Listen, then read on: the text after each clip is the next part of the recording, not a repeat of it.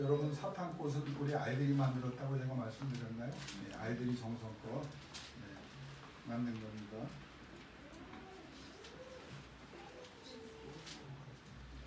신약성경 마가복음 9장 14절에서 29절까지 말씀입니다.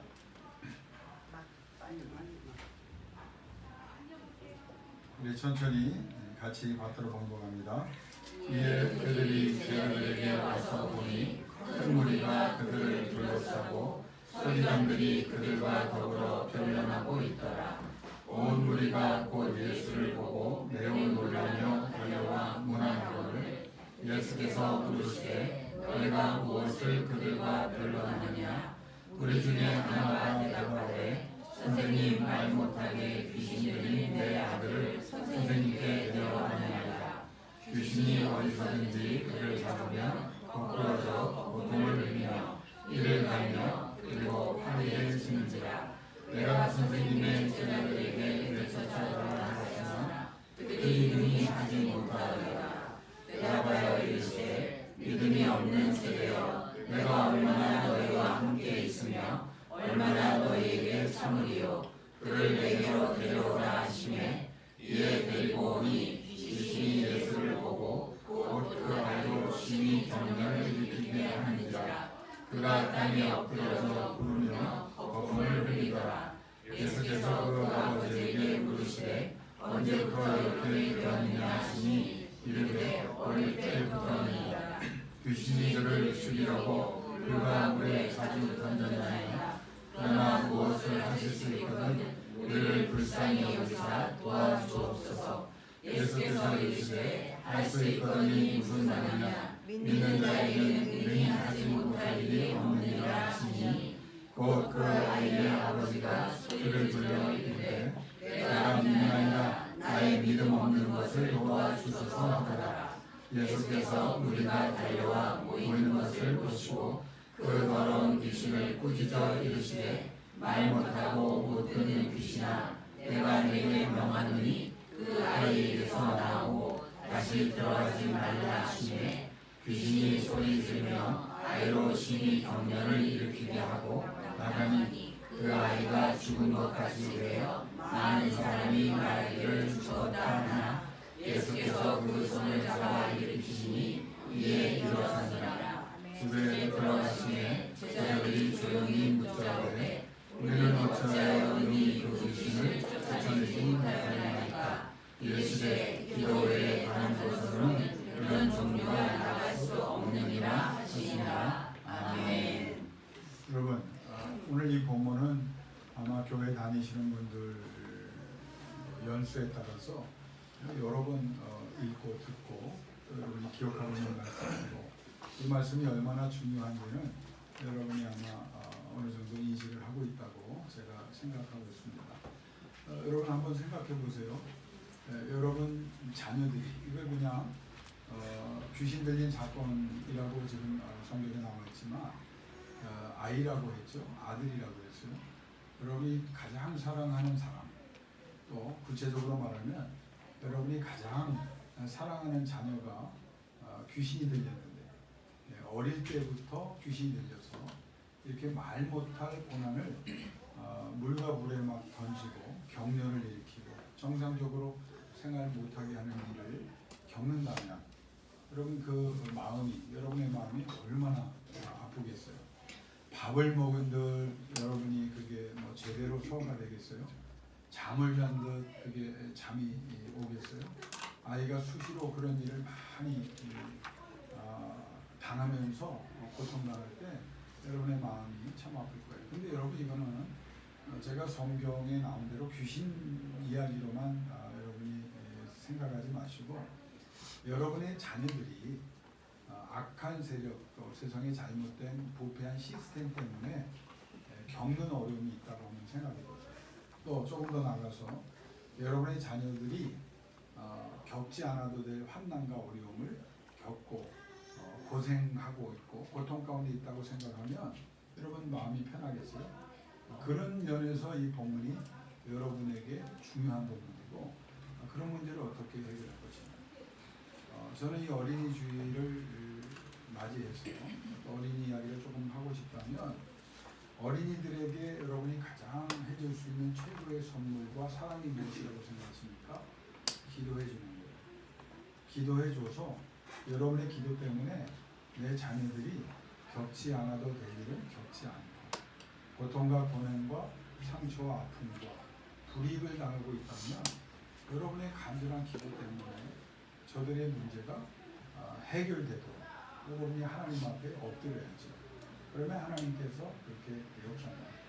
해주는 거 다 해주라고 제가 늘 설교했습니다. 뭐 여력되면 학원 가능하면 여력되면 빚내지만 말고 다 해주시고, 또 나중에 유학 가니까 여력되시면 유학도 보내시고, 물려줄 거 있으면 다 물려주십시오. 근데 한 가지를 여러분에게 묻고 싶어요. 그것 갖고 되겠나요? 정말 중요한 가치를 세상 사람들은 모르니까 그냥 그렇게 한다고 해도, 여러분은 영적인 사람, 신앙의 사람이잖아요. 저들이 환경과 여건을 마련해 준다고 해서, 좋은 교육의 장을 열어준다고 해서 이 땅에서 고통 없이 살 수 있는 거 그렇지 않아요. 많은 실패를 경험하고 많은 상처 아픔과 많은 질고를 경험하게 될 거니까 세상이 그렇게 녹록지 않아요. 악한 영이 여기에 나온 이 악한 영은 예수님이 나가라고 그래도 반항하고 나가는 영이거든요. 이런 못된 영을 우리 자녀들이 겪을 수 있어요. 오랫동안 겪을 수 있어요. 여러분, 그 자녀들의 고통이 결국은 누구의 고통입니까? 이 부모들이, 여기 나온 아버지가 얼마나 고난의 세월을 보냈겠어요. 그러니까 이런 일을 겪지 않으려고 하면 여러분은 끼어서 기도해 줘야 돼요. 기도할 때 저들의 상처와 아픔을 주님께서 해결하시고, 이 어린이날 또 어버이주를 맞이해서 가장 존귀한 어버이가 되고, 또 가장 또 건강한 어린이들이 되도록, 자녀들이 되도록 기도로 하늘문을 열고 기도로 하나님의 능력이 나타날 수 있는 존귀한 사람들 되시기를 주 이름으로 축원합니다. 여러분, 사람의 가치는요 교육에 있지 않아요. 부귀와 명예, 그 사람의 지위에 있지 않고, 세상은 그렇게 말하죠. 우리도 그 시스템에서, 그 구조 속에서 살아가기 때문에 그걸 무시할 수는 없겠죠. 그러나 진정한 그 사람의 가치가 어디에 있을까? 무엇일까? 성경은 우리에게 분명히 얘기합니다. 하나님과 함께하는 사람의 가치에 대해서, 그리고 그 하나님과 늘 깨어서 기도하며 연결되어 그분의 절대 주권 아래 살아가는 그 영적인 권세 아래 있는, 영적인 권세 속에 붙잡혀 있는 사람의 가치에 대해서, 이게 진정한 가치라는 거예요. 지금 당장 돈이 없고 어려움이 있어도요, 그럼 걱정하지 마세요. 전능하신 하나님이 가치 있는 사람으로 세우시고, 하나님께서 그 가치에 따라 여러분에게 필요한 모든 것을 다 공급해 주시면 그게 승리고, 그게 하나님 자녀로서의 특권을 우리가 누리며 살게 되는 것입니다. 세상에 보면 어느 공동체나 조직이나 국가든지 최고에 위치는 사람이 있습니다. 그 지도자라고 되죠. 그래서 그 지도자들을 중심으로 모든 공동체나 조직이나 국가가 운영이 됩니다. 우리가 잘 아는 대로 대통령이 그런 위치고, 왕이라면 왕이 그런 위치에 있고, 수상이라면 수상의 경우가 있고, 여러 종류의 지도자가 있을 수 있겠죠. 그러면 지도자가 있을 때, 그러면 지도자 옆에는 꼭 누가 있습니까? 측근들이 있습니다. 그러니까 지도자의 신임을 받고, 지도자의 신뢰를 얻고, 지도자에게 조언을 해줄 수 있고, 지도자를 보필하면서 영향력을 행사할 수 있는 그 측근들이 있어요. 그래서 인간의 조직을 보면요, 대통령이나 왕이나 수상의 경우는 명칭은 다 다를 수 있겠지만 비서실장이 있고 분야별로 비서관들이 있습니다. 그런데 이 사람들을 보면 사실 각 분야, 각 조직의 최고 수장인 장관들보다 법적 지위는 낮아요. 그렇죠? 때로는 이 사람들의 위치는 그렇게 법적으로 확실하지도 않습니다. 그런데 높은 장관들이 비서실장과 각 분야의 비서관들의 눈치를 볼 때가 있습니다. 왜 그럴까요?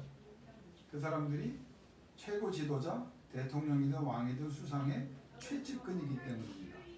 수시로 지도자를 만날 수 있고 보고하고, 그 그 명령을 전달할 수 있고 또 조언도 할 수 있는 사람. 그래서 그 지도자의 측근들이 사실 대단히 가치 있는 사람들이겠죠. 힘 있는 사람들이겠죠. 그런데 그 권한을 그 측근들이 악용하면 이 사람들은 뭐가 됩니까? 간신들이 되는 거고, 그 권한을 정말 바르게 행사하면 충신들이 되는 겁니다. 자, 그러면 왜 이야기를 하냐면, 그럼 성경과 영적으로 교회사적으로 그러면 우리는 어떤 사람인가? 여러분 어떤 사람이에요? 우리가 최고 절대 주권자이신 하나님의 측근인가? 이걸 여러분이 생각해야 돼요. 여러분 하나님의 측근입니까? 살아 역사는 전능하신 하나님의 측근이십니까? 가깝습니까? 이거는 목사, 교황도 필요 없어요. 무슨 추기경도 필요 없어요. 장로도 필요 없어요. 권사도 필요 없어요. 하나님께서 인정하시고 하나님께서 가까이 하시고, 왜? 하나님을 잘 알고 하나님의 영광과 하나님의 나라와 하나님의 뜻을 위해 사는 것으로 하나님께 이미 인정받은 사람이기 때문에, 그 사람은 하나님의 측근이 되는 거예요. 여러분 진짜 여러분의 인생에서 세상적인 성공도 다 이루십시오. 그러나 그것조차도 하나님의 측근이 될 때 온전한 성공이 될 수 있는 거예요. 그럼 하나님의 측근이 되려고 하면 여러분이 어떤 사람이 되어야 됩니까? 지난주 설교한 건 뭐예요? 하나님을 존중하는 사람입니다. 예의를 지키고 상식적으로도 하나님 앞에서 또 세상 사람 앞에서 인정받을 만한 사람들이 돼야죠. 그리고 하나님을 더 나가서 사랑하는 사람. 여러분 그런 사람이 진짜 가치 있는 사람이고 그런 영적인 측근이 되면 여러분을 누가 이기겠어요? 제가 목요일날 목요기도에 나온 우리 권사님들과 말씀을 나누면서, 집사님과 말씀을 나누면서 여러분이 영적 권세를 가졌는지, 하나님이 인정하신 하나님의 측근인지 아닌지는 누구도 안다? 귀신도 안다고 그랬어요. 귀신이 안다니까요. 사람들도 알 수 있겠지만 정확하게 아는 건 귀신이에요. 저 사람이 하나님과 가까운 사람이고 하나님의 영으로 충만한 사람이고, 그래서 사도 바울 같은 경우, 베드로 같은 경우 지나가기만 해도 병이 났고 악한 영들이 소리를 지르잖아요. 그런데 그걸 흉내내서 예수의 이름을 말했다가 시몬이라는 사람은 쥐어 뜯기기도 하는 거야. 나는 내가 바울도 알고 바나바는데 너는 뭐냐 그러면서, 왜? 영적 권세가 없어요. 하나님의 측근이 아닌데 측근인 척하니까. 이 영적 권세라고 하는 것은 하나님의 측근이 누릴 수 있는 큰 은혜 중에 은혜라는 거예요. 자, 그러면 여러분 측근은 하나님과 동행하는 사람이죠. 하나님과 교통하는 사람이죠. 하나님이 역사하는 사람이에요. 그럼 그 사람이 물론 말씀 여러 가지가 있지만 오늘 본문 말씀에 따르면 어떤 사람이 하나님의 측근이 되는 거예요? 하나님을 향하여 늘 기도하는 거예요. 이게 측근이다. 나는 목회하면서 여러분 한 사람 한 사람이 다 그런 사람이 되고, 저는 어떤 마음으로 목회하냐면 다 그렇게 되기를 원하지만 여러분 중에 한 사람이라도 하나님의 최측근이 되면 이 교회가 복받은 교회가 되는 거고, 그 사람을 통해서 하나님이 엄청난 일을 행하시기 때문에, 그래서 이 목회는요 숫자와 관계없이 규모와 관계없이 진짜 하나님의 측근이 몇 명이나 있느냐, 한 사람이면 하나님이 역사도 바꾸지만 그 숫자가 많을수록 하나님께서 얼마나 큰 역사를 이루시겠습니까? 그러니까 나는 여러분이 어떤 사람이 되기를 간절히 기도하냐면 하나님의 측근이 되세요. 세상 사람이 알아주고 대통령이 알아주고 왕과 수상이 알아주고, 여러분 그러면 신앙을 한번 고백해 봅시다. 하나님이 그 존재들보다 약해요? 그 존재보다 능력이 없어요? 이걸 확실히 해야 돼요. 하나님의 그냥 쓰임받는 도구들일 뿐이에요. 먼지들일 뿐이에요. 그 사람들이 무슨 지위를 가졌든. 여러분이 결심을 하는 거예요. 나는 남은 인생 동안 하나님의 정말 측근이 되겠다. 하나님의 마음을 뜨겁게 하고 하나님과 늘 교통하는, 하나님이 사용하실 수 있는 사람이 되겠다. 그 사람은 어떤 사람이다? 기도에 몸부림치는 사람입니다. 목회라고 하는 것은 여러분 기도에 대해서 가르치는 것이고, 말씀도 중요하지만 말씀도 기도에 관해서 말씀하잖아요. 말씀을 통하여 기도에 관한 전문가가 되게 하는 거예요. 여러분이 기도가 뭐냐? 제가 기도에 대해서 설교를 여기 한 4년 동안 목회하면서 오교 기도에 화요 기도에 있을 때까지 몇 번 했나 찾아봤더니 100번이 넘는 설교, 기도에 관해서만. 그런데 앞으로도 몇백 번 더 할 내용이 성경에 남아요. 여러분의 기도가 뭔지를 알아야 돼요. 기도가 뭡니까? 기도의 중요성에 대해서 강조했고, 기도의 가치에 대해서 얘기했고 기도의 능력에 대해서 얘기했고 기도의 긴급성에 대해서 얘기했어요. 크게 네 가지를 얘기했어요. 여러분에게 가장 긴급한 일이 뭐다? 기도하는 일이다. 여러분에게 가장 중요한 일이 뭐다? 기도하는 일이다. 여러분이 가장 중요한 사람이 되는 것, 기도하는 사람이 되는 것이고 여러분이 정말 가치 있는 일을 하는 게 뭔지 아세요? 기도하는 일이에요. 기도에 대해서 여러분이 알아야 돼요. 두 번째는 기도를 하는 전문가가 돼야 돼요. 그러니까 한국교회나 우리의 문제 뭡니까? 기도에 대해서 다 아는데 실제로 기도를 많이 못하고 있다는 거예요. 시간이 중요합니까? 물어보죠. 천만에 중요하죠. 기도는요, 시간이 중요해요. 횟수가 중요해요. 그리고 깊이가 중요한 거예요. 기도하는 사람이 필요한 시대입니다. 여러분 가정에 가장 필요한 게 뭘까요? 물질과 여러 가지 혜택들, 여러 가지 환경들 아니에요. 여러분 자녀들에게 뭐가 필요할까요? 여러분 부모님들에게 뭐가 필요할까요? 기도입니다. 기도하는 사람이 있는 가정과 기도하는 그 부모를 둔 자녀들, 기도하는 자녀들을 둔 그 부모들 다 성공하게 돼 있어요. 기도의 영역이라는 것은 하나님과 연결돼서 전능하신 하나님이 나를 통해 역사하는 거거든요. 활동해 주시는 거거든요. 이거 외에는 그래서 예수님이 오늘 하신 말씀이 뭐예요? 능력에 관해 말씀했지만 따라합시다. 기도 외에는 이것밖에 없다는 거예요. 영적 권세, 하나님의 지혜, 하나님의 은혜, 기도 외에는 없다. 그러니까 너희가 기도에 대해서 아는 것과 함께 기도를 하는 전문가가 되라. 기도를 하는. 그러니까 목회의 판단은 목사가 기도하느냐 안 하느냐, 여러분이 기도하느냐 이거로 결정돼야 돼요. 뭐 크고 화려한 교회? 나는 그 별로 의미 두지 않습니다. 왜? 실제로 그들이 기도하느냐를 갖고 하나님이 보시니까 기도하시냐, 거기에 휩쓸려 있고 그 분위기와 그 혜택을 누리고 있다고 여러분의 신앙이 좋아지는 게 아니에요. 기도에 관해서 많이 알고 있다고 해서 여러분이 신령해지는 거 아니에요. 성경에 보면 실제로 기도하는 사람, 조지 뮬러가 몇만 번의 기도 응답을 받았다고 여러분 유명한 책 있죠? 기본적으로 그건 우리 교인들이 알고 있다고 믿고 있어요. 몇만 번? 5만 번. 야, 믿음이 없으면 눈치라도 있어요. 5만 번. 여러분 한번 생각해 보세요. 하루에 한 번 기도해서 한 번 응답받는 일도 대단한 일이죠. 그러면 1년 동안 하루에 한 번씩 응답받으면 몇 번 받는 거예요? 365번. 그럼 그걸 10년 동안 매일 한 번씩 받으면요? 예? 계산이 안 돼요? 1년만 되고, 자, 김정 집사님, 계산에 능하신 우리 김정 집사님, 1년에 365예요. 그러면 10년 합니다. 예? 3,650. 그럼 100년이면요. 그럼 이 사람이 100년 못 살았어요. 어릴 때부터 기도하지 않았잖아요. 그럼 이 사람은 하루에 평균 두세 번은 그냥 기도만 하면 응답을 받았다는 거예요. 그럼 그 사람이 그렇게 될 수 있었던 이유, 그 당시에 그 영국의 고아들을 돕고 구제기관을 세우는데 그 당시 돈으로 1조입니다. 1800년에 1조예요. 그러면 그 사람이 기도로만 액수를 따지는 거예요. 지금 돈으로 하면 몇 조를 움직인 겁니까? 물질에 우리가 관심이 많으니까.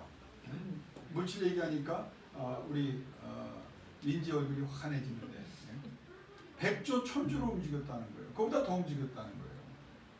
하나님이 원하는 사람은 기도에 관해서 잘 아는 사람으로 끝나지 말고 기도하는 일에 전문가가 되라. 기도할 때 악한 영이 떠나가잖아요. 기도할 때 여러분의 근심과 걱정, 여러분을 괴롭히는 세력이, 그러니까 기도를 그냥 내 삶은 기도가 돼야 된다. 다윗이 시편 109편 4절에 나는 다만 기도할 뿐이라. 우리 교회 수준이 이렇게 달라요. 한 30번 설교했더니 이제 귀에 박히죠. 나는 기도로 그냥 다 대응하겠다는 거예요. 기도하기 전에 결정하지도 않고, 기도 없이 생각하지도 않고, 기도 없이 어떤 자리에 가지도 않겠다는 거예요. 나는 기도로 모든 것을 다, 기도를 하는 전문가가 되라. 기도가 삶이 되는 전문가가 되면 여러분, 저는 100% 여러분에게 예수의 이름으로 선언합니다. 여러분의 근심과 걱정과 염려는 다 사라질 뿐 아니라 합력해서 선을 이루시는 하나님의 은총이 나타날 줄로 믿습니다. 아멘. 조금만 기도해 보세요. 근심과 걱정과 복잡했던 내 생각이 다 정리가 되잖아요. 이게 기도예요. 아유 목사님, 아니 해보세요. 그럼 마음만 편해집니까? 환경의 변화가 일어나잖아요. 하나님이 찾는 사람은 기도하는 사람입니다. 하나님께서 정말 기도하는 사람을 기뻐하시기 때문입니다. 기도하는 사람을 통해서 역사하시기 때문입니다. 기도하는 개인을 통해서 이 역사를 바꾸시기 때문입니다.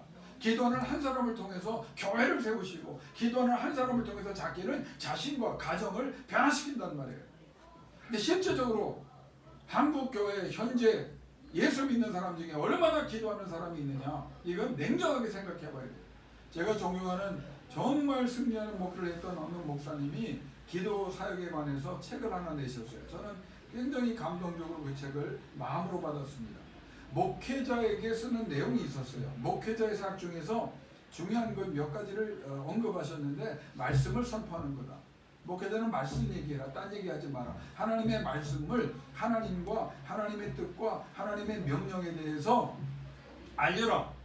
하나님이 무엇을 원하시고 하나님이 어떤 역사를 하시는지, 하나님이 무엇을 명령하셨는지, 그러면서 영적 훈련을 시키는 것이 굉장히 중요하다고 합니다. 두 번째는 하나님의 나라와 하나님의 뜻과 하나님의 영광을 위해서 기도 사역의 중요성을 강조했습니다.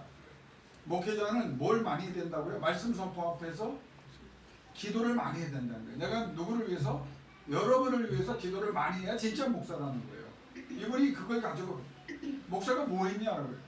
너를 위해 기도했느냐? 너 하나님 나라와 하나님의 영광과 하나님의 뜻을 위해서 네게 맡겨주신 네 양떼들을 위해서, 성도들을 위해서 기도를 많이 해라. 여러분이 기도를 많이 하신 후에 한 가지만 좀 덧붙여 주세요. 김낙균 목사가 행위와 같은 짓은 안 하겠지만 하나님 어느 것을 무엇하든지 기도로 깨어있는 목사 되게, 그래야 나와 여러분이 같이 사는 거예요. 그게 진짜 목사입니다. 뭐 큰 직책을 갖고 뭐 총회장이 되고, 요새 총회장이 미쳐 날뛰는 것들이 하도 많아서 내가 탈퇴할까 지금 생각하고 있는데, 또 회장이 되고 무슨 어디 한기총 회장이 되고 다 쓸데기 없는 것들을 하고 있거든요. 하나님이 원하는, 그래서 기도 못하잖아. 바빠서. 너무 바빠서 기도 못합니다. 여러분, 너무 바빠서 기도합니다 라는 책이 나왔어요. 그래서 너무 바빠도 기도해야 된다는 거예요. 하나님께서 목회자에게 원하는 거는 네가 기도하라는 거예요. 기도 사역. 그래서 저는 지금도 그렇게 노력하고 있지만 내 마지막 호흡 때까지 나는 기도하기를 원하고, 기도 중에 쓰임 받다가 기도로 내 인생을 마무리하기를 원해요. 그걸 목회자가 기도해야 된다는 거예요. 세 번째는 양떼와 성도들의 말씀이 깊어짐과 더불어서 양떼들이 기도하도록 만드는 사역이 목회자의 사역이라는 거예요. 그러니까 여러분이 하나님 앞에 서는 날 어느 목사하고 목했느냐 아시지만 물어보실 거예요. 김낙균 목사하고 했습니다. 김낙균 목사가 기도 많이 했느냐를 하나님이 평가하실 거고, 그 다음에 여러분에게 뭐라고 말씀해요? 그러면 너는 기도했냐라고. 그때 목사님이 안 가르치고 목사님이 다 내 기도 해줄 줄도 믿고 저는 그냥 편하게 살았습니다. 같이 망하는 거예요. 목회자는 양떼들이 기도하죠. 그러니까 목회 성공은 기도 많이 하게 하는 거예요. 여러분이 기도 많이 하면 나도 성공하는 거, 여러분도 성공하는 거예요. 이게 목회사역이라는 거예요. 그러면서 그분이 참 기가 막힌 일을 얘기했어요. 목회자의 기도 사역과 관련해서 양떼와 성도들을 분류해 봤어요. 이분이 첫 번째, 정말 기도할 때 경험되는 그 부류는 안타까워서 정말 기도해 주지 않으면, 왜? 저 사람들이 스스로 기도하지 않기 때문에, 스스로 서지도 않기 때문에, 스스로 걷지도 않기 때문에, 성장하지 않기 때문에, 변화되지 않기 때문에 주저앉아서 일으켜도 버티는 사람들을 위해서 기도하게 되는데, 이게 제일 힘들다고 그랬어요. 의도가 그냥 뭐 생각이 일어날 생각이 없는 거야. 이게 힘든 거예요. 여러분은 어떤 분이에요? 나중에 답하세요. 5가지 다 듣고. 이 목회자의 이제 성공하신 분의, 내 선배님의 그 위대하신 그 목회를 했던 분의 첫 번째 분이에요. 야, 제일 힘든 내 기도사역이 뭐냐면, 교인들을 위해서 기도하는 목사가 되고 기도하게 하도록 해야 되는데 일어날 생각도 안 하고, 기도하라 그래도 기도 안 하고, 하나님 앞에 달려가자 그래 달려가자 반응이 없는, 그래서 기도는 안 할 수 없어서 해주지만 안타깝게 해줘야 되는 이 교인들 때문에 힘들다고 했어요. 두 번째는 스스로 기도하고 있지만 몸부림치고는 있지만 그 상황에 힘을 보태야 되는 기도의 부류가 있다는 거예요. 그러니까 기쁘다는 거예요. 왜? 살려고 몸부림치니까. 한번 하나님 은혜 속에 들어가 보려고 하니까 이 분이, 이런 분들은 힘들고 어렵지만 스스로 애쓰고 노력하고 몸부림치니까 거기에 기도를 보탤 때 힘이 난다고 그래요. 오히려 하나님이 하신 일을 기대하면서 하나님께서 힘들지만 보람이 있다. 왜? 역사가 있기 때문에. 이게 두 번째 부류예요. 세 번째 부류는 들쑥날쑥의 양떼. 이것도 굉장히 힘든 경우라고 해요.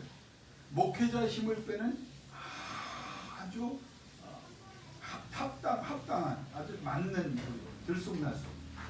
기도하는가 싶어서 막 힘을 냈는데 어느 날 안 보여. 잠수 탔나 정리했더니 그때 또 나타나. 그래서 이제는 정신 차렸나? 수시로 아주 습관적으로 삶이 돼서 나타났다. 목회자를 믿음의 인내로 연단에 이르기 위해서 목사는 신령해지나 저 사람은 피폐해지는 경우. 이분이 이거 얘기했어요. 여러분 어떤 경우? 이따가 답하세요. 안타깝지만 이런 분을 보면 화도 난다고 이분이 써서 기도하다 화를 내. 들쑥날쑥. 차라리 주저앉아 있으면 일으켜주는 기도를 하면서 어떻게 승부를 보려고 하는데 이거는 들쑥날쑥 널뛰기 신앙을 하니까 이게 안 된다는 거예요. 네 번째는 정말 이제 본격적인 기도해주고 더 기도해주고 싶은 부류가 있다는 거예요. 왜? 본인이 최선을 다해서 부르짖어. 그러니까 이런 분들을 위해 기도를 해주면 목사도 기뻐지는 거야. 왜 기뻐집니까? 저분이 제대로 길을 가고 있고 준비된 삶을 살고 있으니까.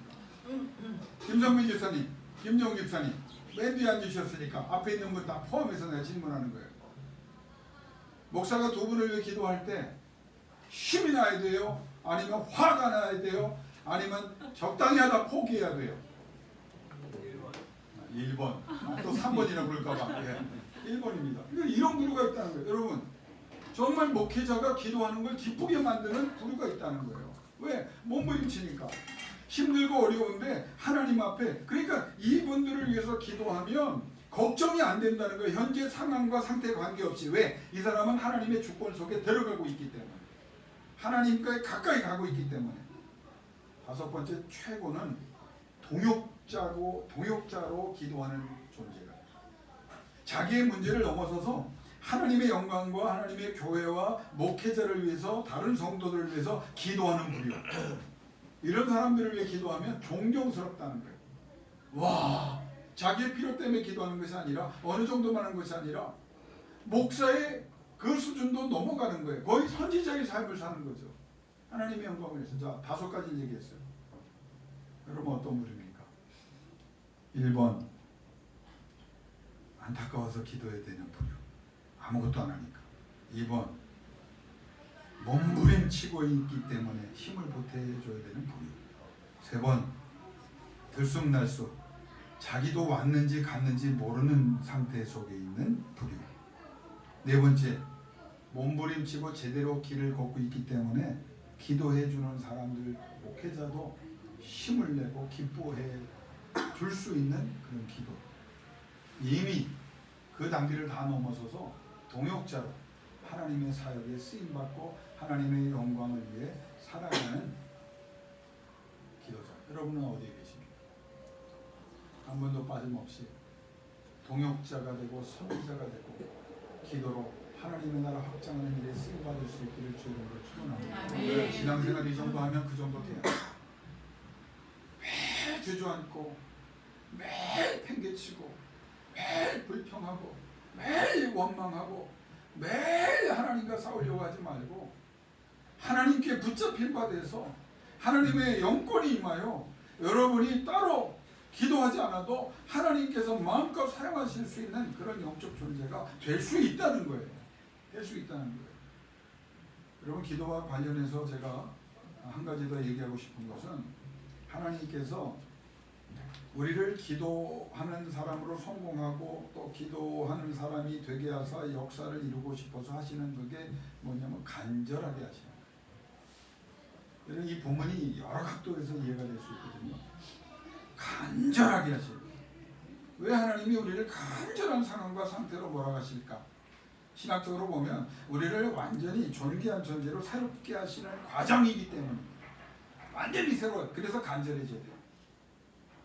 두 번째는 간절하게 만드시는 것은 우리를 실제적으로 능력 있고 지혜롭게 하셔서 하나님의 능력과 지혜로 채우시고 공급하시고 그래서 사용하셔서 하나님의 영광을 얻으시고 우리를 존귀케 하시려고 우리를 간절하게 하신다는 거예요. 그러니까 하나님께서 간절하게 하시는 목적은 결국 힘들어 보여도 그래야만 되는 과정이고 우리에게 최고의 선물이며 유익이며 감사함으로 받을 일이라고 하는 거예요. 성경을 보면 아무나 간절하게 하지 않습니다. 간절하게 하시는 하나님은 이미 여러분을 인정하시고 여러분의 기도를 받으셨고 은혜와 기회와 상황을 주시는 것이고 그 결과는 더 좋을 수 없는 위대한 것을 주시기 위해서 간절하게 하십니다. 자, 그럼 하나님이 간절함을 던지십니다. 여러분의 반응은 몇 가지가 있어요. 그 중에 하나 뭐냐? 반항하고 원망하는 거예요. 불평하는 거예요. 왜 이렇게 간절한 상황을 만나십니까? 두 번째 상황은 간절함을 오히려 하나님 앞에 감사하며 이 간절함 때문에 이 간절한 상황과 상태를 하나님께서 던지셔서 내가 더 하나님 앞에 매달리고 하나님의 은혜의 소중함을 깨닫고 하나님께 달려갈 수 있게 하셨으니 하나님께서 반드시 그 결과의 날에 승리의 노래를 부르게 해 주실 줄로 믿습니다. 기쁨으로 받습니다. 간절함이 왔을 때 두려워하지 마세요. 힘들지만 그 간절함은 여러분을 주저앉히려고 하는 하나님의 역사가 아니죠.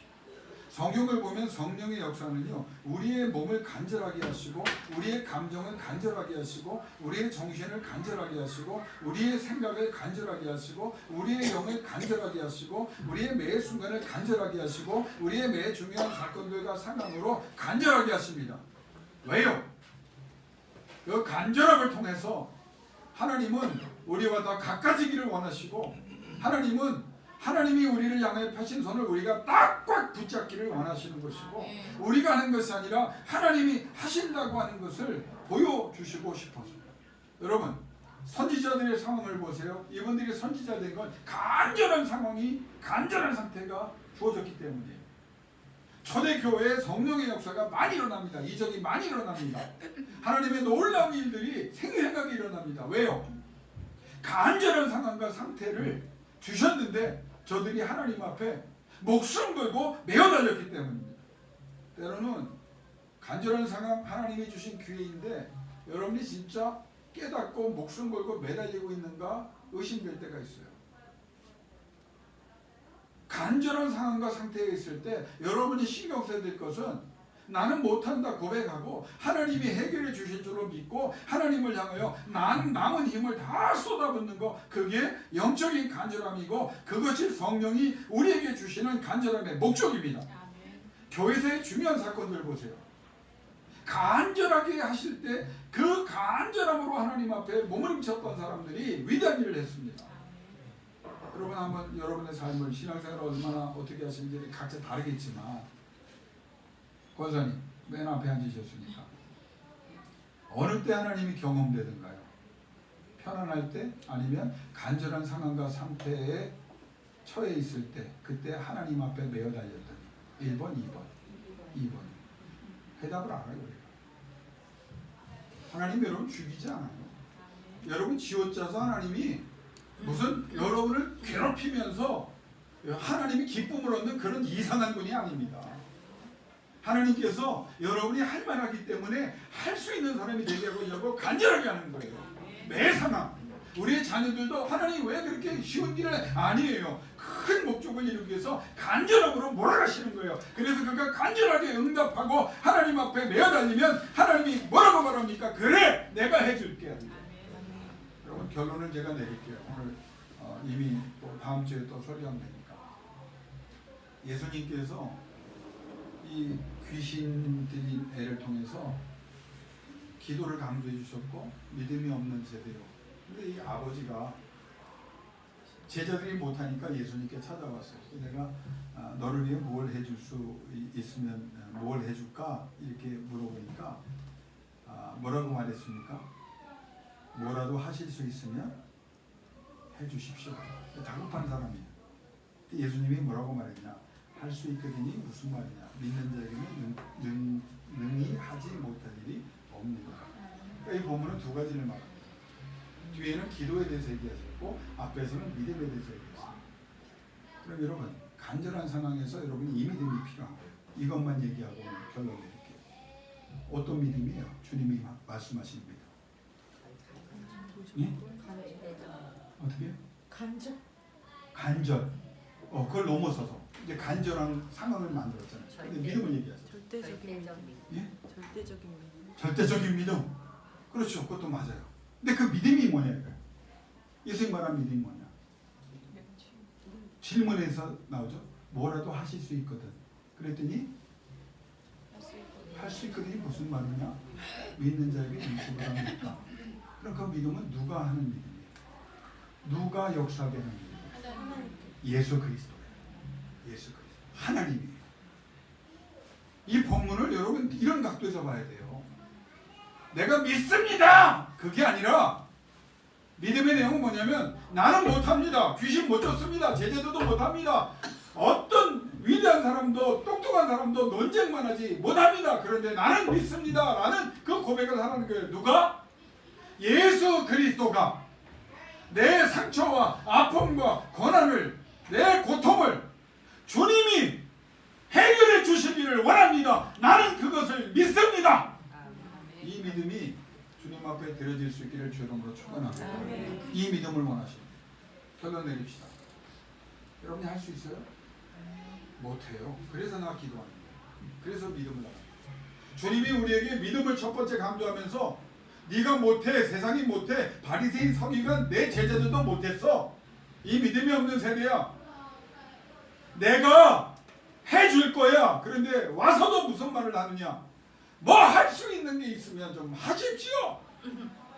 이런 말 하지 말고 주님은 다 해주실 분이고 다 해주시는 그 은혜를 나를 향하여 베풀어 주실 줄 믿습니다. 그래서 주님을 붙잡습니다. 이 믿음이에요.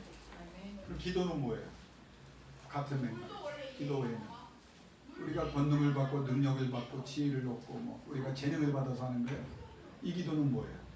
그럼 그 믿음을 가지고 구체적으로 주님께 뭐라고 말하는 겁니까? 주님이 해주십시오. 자, 결론 여기서 기도가 왜 위대하냐면 우리가 권능을 받고 능력을 받고 은사를 받아서 하는 게 아니에요. 저도 이제 목회하면서 그렇게 깨달았어요. 능력 주세요. 권능 주세요. 은사 주세요. 뭘 받아서 하려고 그랬어. 근데 이 본문을 한 달 전부터 묵상하는데 어떤 음성으로 들리냐면 저는 이거 신학적으로 저는 논리적으로 난 설명할 수 있어요. 아, 그게 아니구나. 뭘 받아서 하는 게 아니라 누가? 그렇죠. 하나님이 예수 그리스도가 성령께서 내 안에 오사 친히 이루어 주시기를 원합니다. 이 불안을 해결할 수 있게 해주세요. 여러분 그렇게 기도하면 아직 수준이 안 되는 거예요. 이 불안을 주께서 예수 그리스도께서 성령께서 해결해 주실 줄로 믿습니다. 그리고 나는 해결해 달라고 기도합니다. 그 일에만 신경 쓰겠습니다. 그때 악한 영의 역사와 모든 여러분을 괴롭히는 세력들이 무기력해지고 무능력에서 폐기되고 쫓겨나가는 진정한 자유함의 역사가 일어날 줄로 믿습니다. 피해보고 살지 맙시다. 이제 손해보고 살지 말아요. 억울하게 살지 맙시다. 이제는 속상해서 우리 시간을 낭비하며 스스로 너무 괴로워서 내 몸이 말라가고 내 정신이 피폐해가고 내 영이 병들어가는 그런 삶을 살지 맙시다. 왜? 우리 주님은요, 네가 못해요. 나한테 들고 내가 해줄 걸 믿어. 그리고 해달라고 기도해. 그러면 내가 최악의 귀신이라도 너의 상처와 아픔, 너의 손에 내가 다 책임질게. 이게 기복신앙입니까? 아니에요. 영적인 신앙. 하나님은 해 주시기로 약속하셨습니다. 예수 그리스도를 구하세요. 예수를 채우세요. 그때 하나님의 은혜가 나타날 줄 믿습니다. 오늘 이 이름이 뭐 들어갔죠? 올랑이도 말씀을 듣고 얼마나 편안한지 엎드려서 지금 쉬잖아요. 할렐루야. 하나님이 편안을 좀 주셨으면 좋겠어요. 이번 주 내가 여러분에게 기도할 때 뭐라고 한지 아세요? 어젯밤에도 하나님 우리 성도들 좀 쉬게 해주세요. 좀 기쁨 주세요. 편안함 주세요. 마지막 얘기만 하고 끝낼게요. 제가 이번 주에 울었어요. 노래를 하나 알게 됐는데 노래는 모르고 난 노래 잘 못하니까 내용 때문에 그 내용이 뭐냐면 나는 하늘의 별이다. 왜? 빛나고 있기 때문에. 나는 한 번도 내가 하늘의 별로 빛을 내고 있기 때문에 별이 아니라는 생각을 해본 적이 없다. 의심해본 적이 없다. 그런데 어느 날 내가 진실을 깨달았을 때 나는 충격을 받았다. 왜? 나는 별이 아니라 벌레라는 사실을 알았다. 그럼 어떤 벌레였을까요? 반딧불이라는 거야. 황 집사님 나하고 처음 얘기했어요. 반딧불이라는 거야. 근데 거기까지 들으니까 너무 눈물이 나는 거야. 나 별인 줄 알았는데 내가 벌레야? 반딧불이야? 반짝하다 끝난 거야? 내 착각 속에 산 거야? 이상하게 눈물이 두세 번 흘리면 내게 성령의 음성이 있고 그래서 내가 가사를 좀 받았어. 나는 벌레였네. 나는 반딧불이었네. 너무 슬프고 너무 속상했네. 내 인생이 이렇게 끝나는가 싶었네. 그때 주님이 말씀하십니다. 아니야, 아들아. 나는 반딧불 벌레였는데 내가 진짜 별이 되게 해주었다. 빛나게 해주었다. 이제 눈물 흘리면 기쁨의 눈물이 되면 속상하고 억울하고 답답했던 것들 찬송이 되게 하고 찬양이 되게 해주시고 너는 내 안에 거하라. 믿음과 기도 진짜 별 되시기를 주 이름으로 축원합니다. 기도하겠습니다. 아버지 하나님, 우리는 벌레였고 반딧불이었는데 착각하고 살았습니다. 하늘의 별이라고 착각하고 살았습니다. 지 못에 살았습니다. 지 빛에 만족하며 혼자 그 빛을 내는 것을 바라보며 자족하고 살았습니다. 근데 어느 날 깨달았습니다. 현실을 알게 됐습니다. 나는 벌레요, 반딧불이요, 하찮은 존재라는 것을. 그래서 난망하고 좌절하고 실망하고 눈물을 흘렸습니다. 그때 주님이 나타나 말씀해 주셨습니다. 아들아, 딸아, 그래 너는 벌레였고 반딧불이었다. 하늘의 별이 아니었다. 그러나 네가 내 안에 들어오고 나에게 믿음을 고백하며 나에게 맡겼고 내가 그렇게 해줄 줄로 믿고 기도했으니 내가 진짜 별이 되게 해줄게. 그리고 별이 되게 해 주셨습니다. 오늘 이 아침 간절히 구합니다. 아버지, 우리 사랑하는 성도들 힘듭니다. 어렵습니다. 속상합니다. 외롭습니다. 답답합니다. 그러나 우리는 믿음을 가지고 있습니다. 주님이 맡아주실 줄로, 주님이 치료해 주실 줄로, 주님이 눈물을 닦아주실 줄로, 주님이 빛나게 해주실 줄로 믿습니다. 그렇게 해달라고 기도하다가 주님이 친히 역사하시는 그 놀라운 은혜를 경험하고 새로운 삶을 살아갈 수 있는 능력 있는 권능 있는 사람들 되게 하여 주옵소서. 주의 말씀 붙잡습니다. 믿음대로 될지어다. 아멘. 믿음대로 될지어다. 아멘. 기도하였으니 그대로 이루어 주리라. 하나님의 음성이 들려지도록 성령이여 역사하여 주옵소서. 아멘. 지금 우리 주 예수 그리스도의 은혜와 아버지 하나님의 극진하신 사랑과 성령님의 감화감동 교통하심이 그렇습니다.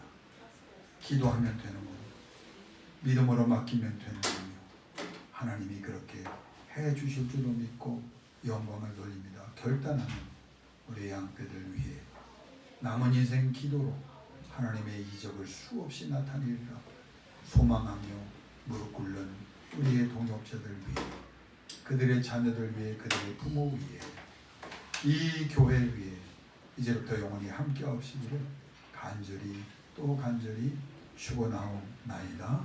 아멘.